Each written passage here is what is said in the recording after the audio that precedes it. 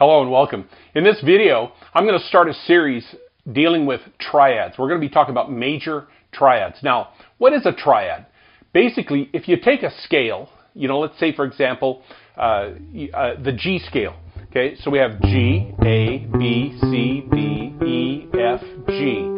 Now, if I numbered them, 1, 2, 3, 4, 5, 6, 7, and the octave, okay? So a triad basically is just 3 notes. It's the 1, the 3, and the 5. Okay, 1, 3, 5. So that makes up a major triad. Now, before I get too far in talking about shapes and that kind of stuff, let's talk about roots. So the 1 of a chord, or this triad, that's the root. Now, that root could be the lowest note, or it could be the highest note, or it could be the middle note. That's where we start talking about inversions. So it's really important that you understand where the root is so you can quickly identify where on the neck that triad is going to be. So here's kind of the thing that you need to learn is know all of your notes on your E string and on the A string. Now, if you'll learn those, that's going to really be helpful because you can then apply the octave rule. So, for example, let me show you the octave rule if you don't already know that. Let's take here, G. I'm on the 3rd fret of the E string, okay, G. Now, if I skip a string, skip the A string, and I go up 2 frets right here, and I'm on the D string on the 5th fret, now I have an octave. So skip a string, go up 2 frets, and it works in reverse. So if I know this note and I want to find the lower root, skip a string, go back 2 frets. Okay, that's the octave rule. Now, the thing about the octave rule is that now if you know your E roots and you know the A roots, it's really quick to find the roots on the D and even the G string as well. Okay, now knowing the roots is kind of important because, like I say, you'll learn the shape, but if you don't know where the root is, you won't know where to put it, okay? So here's the deal. I'm going to show some chords. I'm going to show the triads up on the screen, and the red dot is going to indicate the root note or the number 1 of that particular chord. Now, let me explain what inversions are. Let's take a look at a C chord. Let's get a close-up here. And so, here's a C chord, okay? An open C chord. Now, if I play just the A string and the D string and the G string, okay,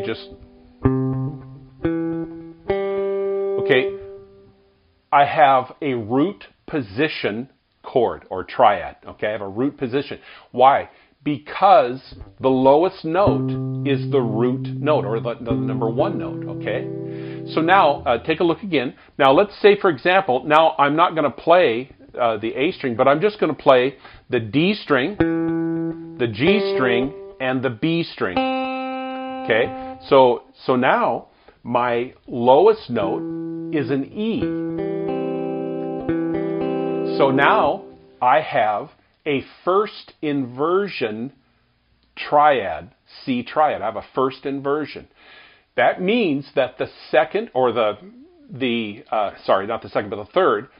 third degree of that triad, the E, is now in the bass position. So that is a first inversion. Now, if I go a little further and I start with the G, C, and then E right here. So I'm just playing the highest 3 strings. Now I have a second inversion. So what does that mean? If I have the root note as the lowest note, I have a root position chord. If I have the 3rd degree as the lowest, I have a first inversion. And if I have the 5th degree as the lowest, then I have a second inversion. Now, if we added the 7th, like C7 or whatever, we can actually invert those and get a 3rd inversion and some other chords as well. And this is kind of where you get the slash chords, like you see a D a D chord with an F in the bass, F sharp in the bass. You know, that's a slash chord, which basically means it's an inversion. Okay. All right, so now in this video, I'm only going to be dealing with the D string, the G string, and the B string. Okay, those are going to be our three strings. That's why it's important for us to know what the inversions are. So if I'm going to be playing a particular chord, and we're going to play a G chord for this lesson. So if I play a G chord, then I've got to know where the other inversions are, and that's going to be associated with a shape. Now we're going to talk a little bit about the cage system. I'm not going to really deal a lot about the cage system, but I do want to talk about the shapes, which comes right out of the cage system. Okay, so you know, we talked about the C chord right here. Okay, obviously that's a C shape. Okay, now we're going to talk about the E shape. Okay, but I'm going to be playing that right here. Okay, so let's take a look at this chord right here. So this is right out of here. If you know your bar chords, you know, here's our G chord. But again, we're only playing the D, the G, and the B string. Okay, so what is our chord? So you take a look at the chord up here. So I start with my root right here. That's my G. Okay. Then here, my next note right here. This is my B, and here's my D. So G, B, D. So this is my root position chord. So here's our first triad. Okay, a G triad on the 3rd fret, and it is a root position. Okay, so let's go up the neck and let's do a first inversion. So now this is going to be out of the C shape. So I'm going to go up here to the 7th fret. Okay. And I'm going to just do these 3 notes, right? Again, we're only doing the D, the G, and the B string. So I have my 3rd right here, which is B. Then I have my 5th degree right here, which is D. And I have my root right here, which is G. So that is my first inversion. Okay, now where is the second inversion? Well, that's going to be the A shape right up here, and I'm going to do it right here on the 12th fret. So I'm just going to bar that. Okay, obviously we can go down and we can just play it open. You know, that's a G chord as well. I'll show you both those shapes, but just out of simplicity, kind of get it in frame. Here's my G chord. So here's a second inversion. So let's take a look here. So here's my root position. Here's my first inversion. Here's my second inversion. Okay? Now, let's take a look at a 1-4-5 progression and take a notice here of how close in proximity all 3 of these chords are. Okay?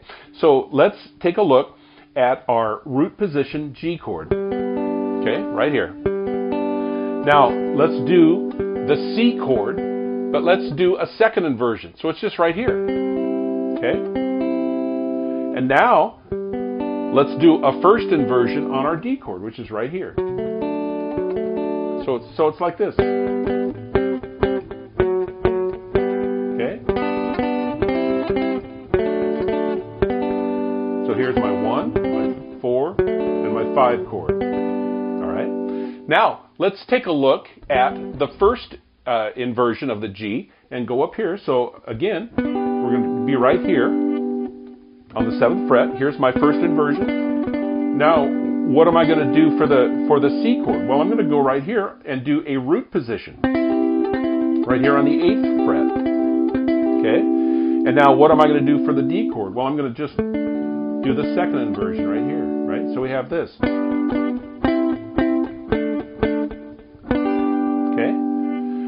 Now, let's take a look as G in the second inversion. So up here, I'm going to do it on the 12th fret. Okay, so I have this. Now, what am I going to do for the C chord? Well, I'm just going to do this. I'm going to do a first inversion right here. And for the D chord, I'm going to do a root position. So it's like this.